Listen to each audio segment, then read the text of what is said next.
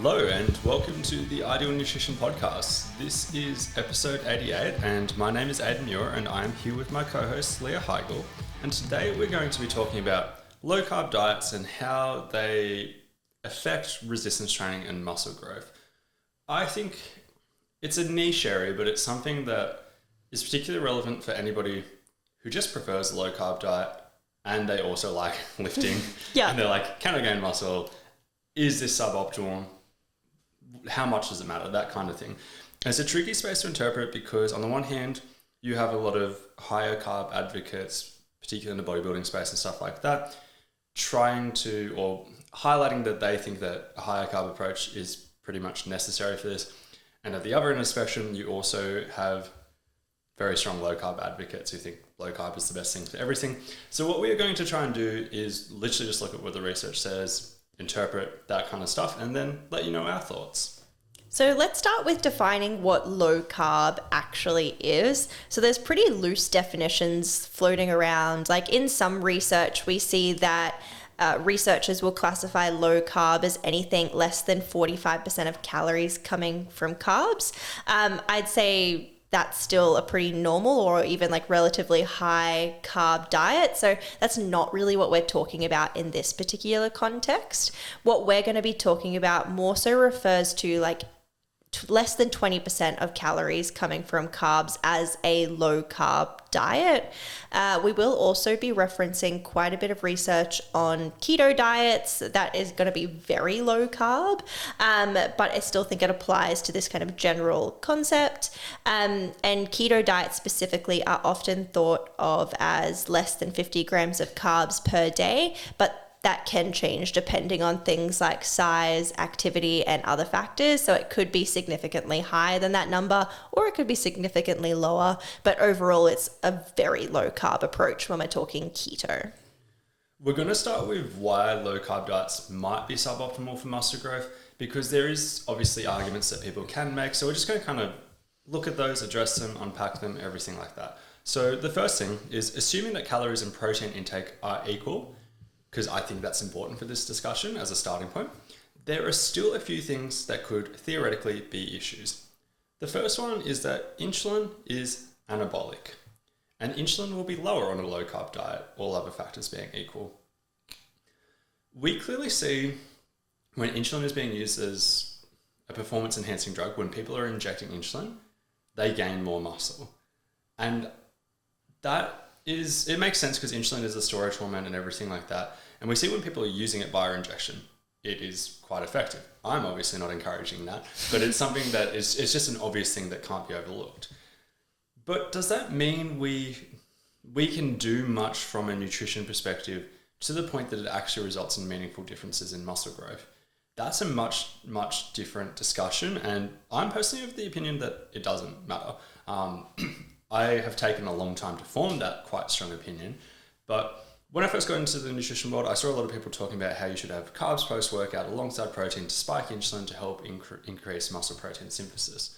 But when total protein intake is high enough, post-workout, throughout the day, however you want to look at it, adding further carbs doesn't increase muscle protein synthesis any higher. It seems like anything we do nutritionally to try and spike insulin or anything like that, the actual change in the nutrition outweighs the benefit you're necessarily getting from the insulin. There's a really good blog post from Nutrition Tactics on this, which I've added into the show notes. So if you do really want a thorough kind of read of this, have a look at that. But the basic premise of it is that we can do stuff with super physiological levels of insulin when we're injecting it that seem to matter. But any change we make through diet just doesn't seem to matter that much.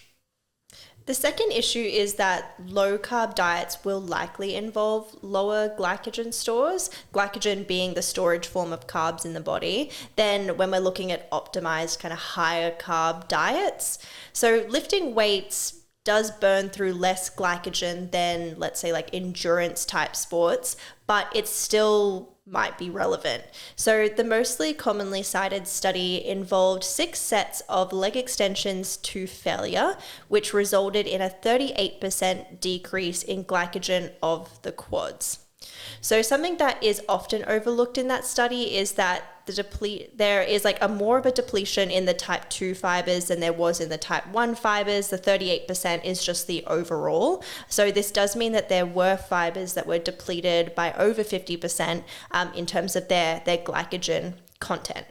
So this raises quite a few questions. So just going through them, it's like, what if you are doing more than 6 sets of a muscle group in a session? Are you burning through more of these glycogen stores, and therefore does it matter more?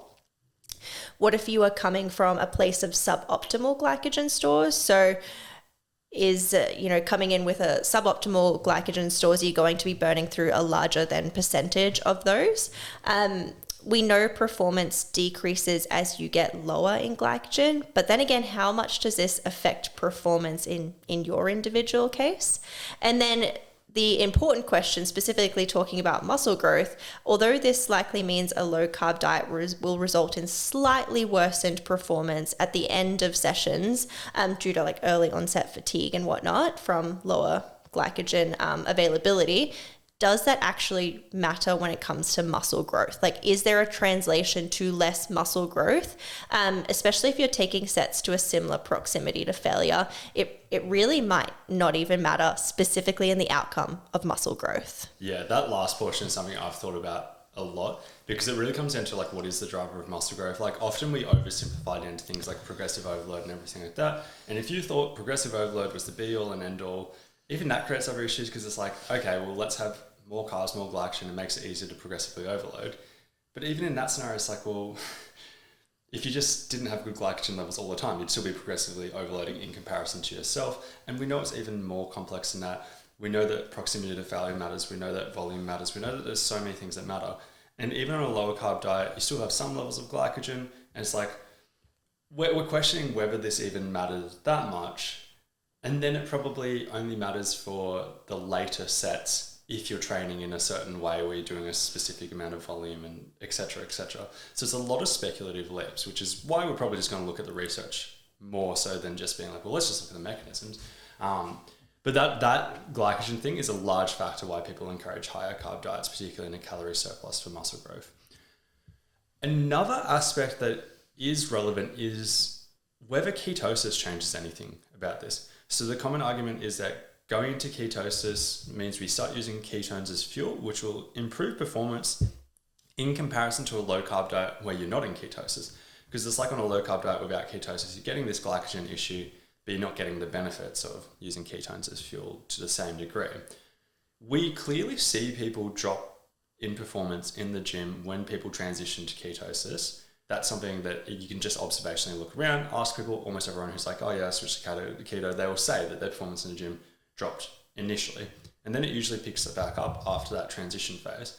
So I would arguably say that going into ketosis would probably result in slightly better performance than doing a low carb diet that's kind of in between the two, where it's like, hey, you don't have enough carbs to optimize glycogen, but you're also not in ketosis. But once again, that's speculation as well, which is why I think we just start looking at the research. Yeah. And looking at the research, we're going to break this up into like 4 different parts because we've got quite a bit to discuss. Before we get into the individual studies, I just want to address 2 logistical challenges that we often see in this type of research. The first one is that in research and in the real world, the vast majority of people attempting low-carb diets do end up in a calorie deficit, which is why I guess low-carb is touted as being good for weight loss, because like just by the fact of going low-carb, you often, just by chance, end up in a calorie deficit. So that can be a confounding factor here. We know muscle growth occurs a lot more easily in a surplus. So the fact that we have these people potentially in a deficit is just going to be a variable that may not be tightly controlled.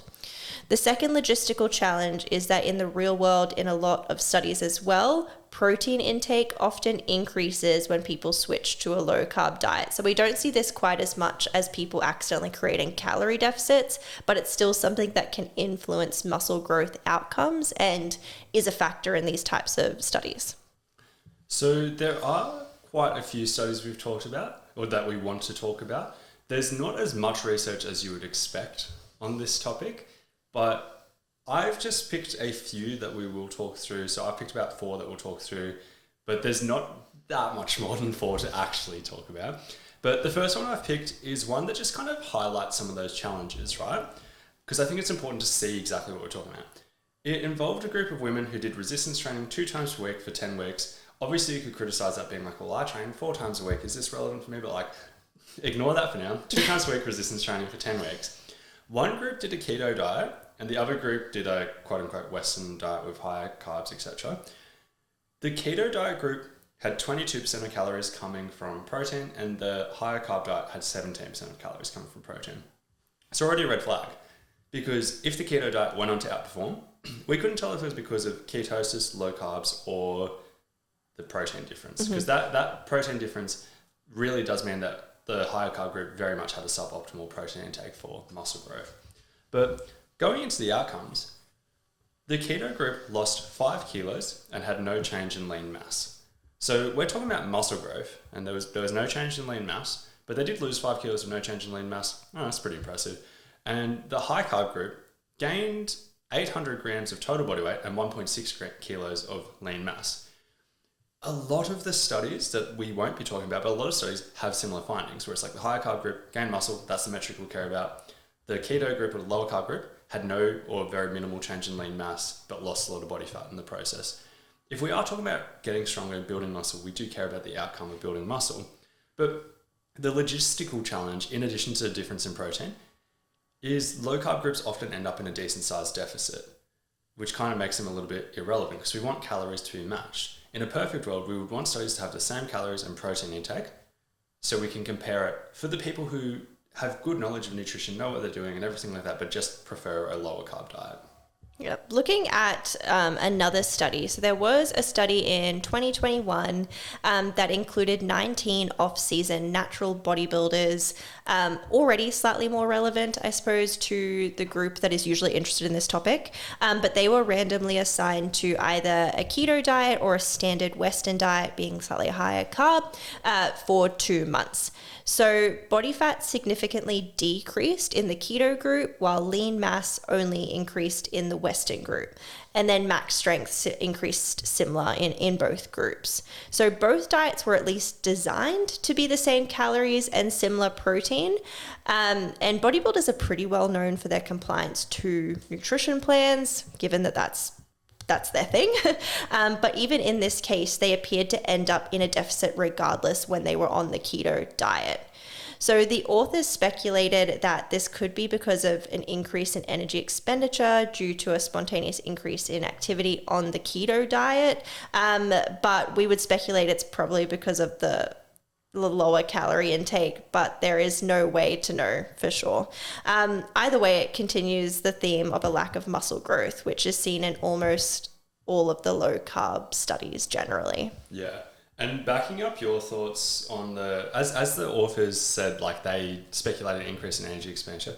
The reason why I also don't think that was probably the explanation is because we don't see that in other areas. Yeah. There's a lot of low carb advocates who are looking for a metabolic advantage of a lower carb diet because I'm not going to say trying to disprove the calories in, calories out model, but they're trying to say you could eat the same or more calories on a low carb diet and lose more body fat. And if they're then fitting that into the calories in, calories out model, they have to be like, okay, well, calorie expenditure has to be increasing. Yeah. And I would speculate that the authors are partly thinking through that lens as well. Mm-hmm. But because there's proponents of the calories in, calories out model who have also done that research just to confirm. Yes. Just be like on both sides, both groups have done this research to try and on one side, people are trying to confirm their belief that it increased energy expenditure. On the other side, people are trying to disprove it. And both sides, their research is coming back showing that it just doesn't matter. It just doesn't matter. Just doesn't matter. Yeah. Which is part of why I'm like, I do think these people consumed fewer calories. Yeah, I think that makes a lot more sense. Yeah. So I lied earlier when I said I was going to talk about 3 studies. We're going to talk about, 4 studies. We are going to be talking about 3.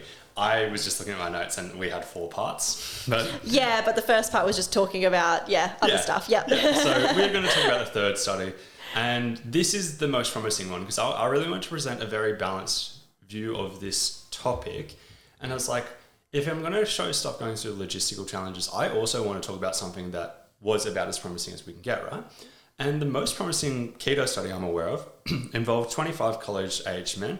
I don't know how familiar people listening to this podcast will be with a guy named Dr. Peter Attia. He's somebody who's been on like Joe Rogan, Tim Ferriss, and a bunch of places. He does keto himself, but he's also about as unbiased as you can be while being an expert in that field. So obviously he has a bias towards low-carb diets and everything like that, but he also has conversations with smart people on all areas of nutrition.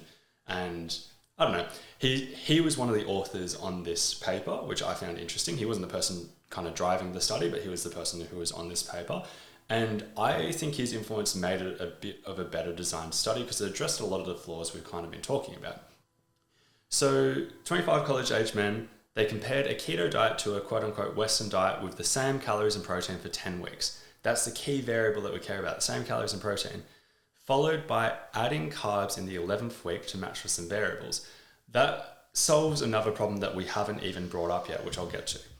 At the end of the 10th week, both groups had increased lean mass by 2.4% and 4.4% respectively. If you just stop the study there, you would be like, oh, okay, well, high carb diets are better. Like as much as we can tell from 25 people, like it's a small sample size still. But if you just stopped it there, you'd be like, okay, that tells us what we want to know.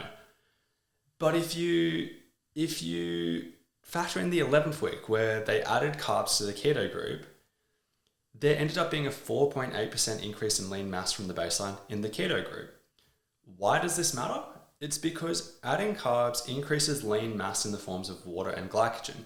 It's just like this concept of whenever somebody goes keto, they drop weight really quickly due to losses in water weight and carbs or glycogen, and there's a quick loss at the start.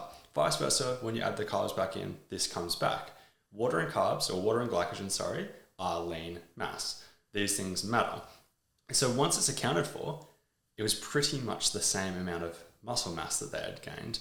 Both groups also dropped a similar amount of fat mass, with the keto group dropping 2.2 kilos of fat and the Western diet losing 1.5.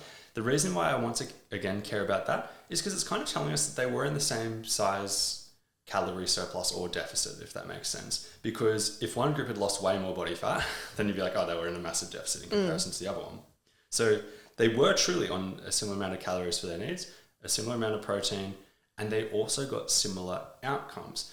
And if you have been paying really close attention, you'll notice that no other study we have referenced involved the low-carb diet group actually gaining muscle. But I think that that's just because they were never in a surplus.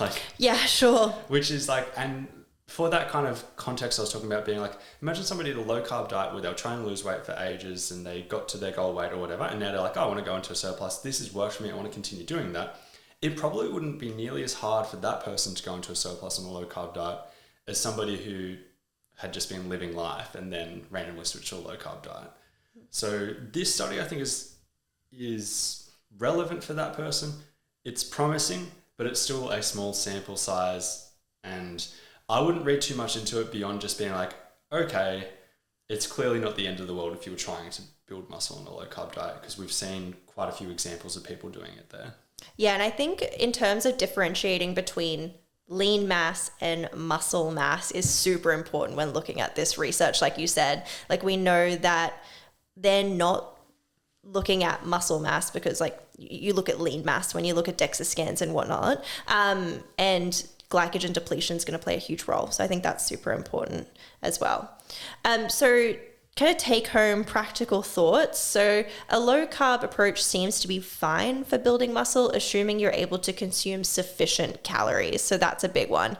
When people do go keto or a low carb approach, it's often they find it harder to be in a surplus or just stay out of a deficit and like maintenance. So you need to be able to consume sufficient calories. Even still, like, is it optimal to be low carb when you're trying to build muscle? We don't really have enough of a sample size of people doing the research to have a good comparison, but considering even just theory behind kind of performance and glycogen and carb availability, I think that it would get to a point where it's probably not optimal to have a super low carb intake. But again, like the research here is, we just don't have enough to say. So yeah, we'd speculate that a slightly suboptimal amount of from the glycogen aspect would affect things, but it wouldn't be probably too dissimilar. It is likely that logistical challenges of consuming enough calories for most people would be the biggest factor at play here that makes the difference. This has been episode 88 of the Ideal Nutrition Podcast. And as always, if you could please leave a rating and review, that would be greatly appreciated.